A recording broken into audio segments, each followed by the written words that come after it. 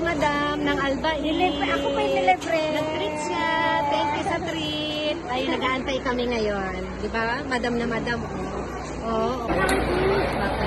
Nag-aantay si Madam ng order. Wow, Madam. Thank you. Salamat sa paalbain. Ba't ayaw mo nang may tray?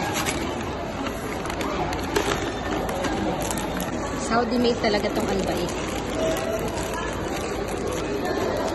Manuha kung ano masasabi mo sa lasa ng fish fillet.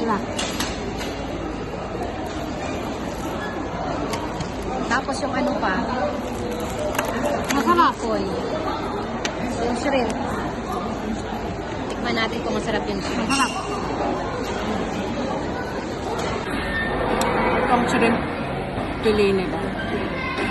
Masarap din.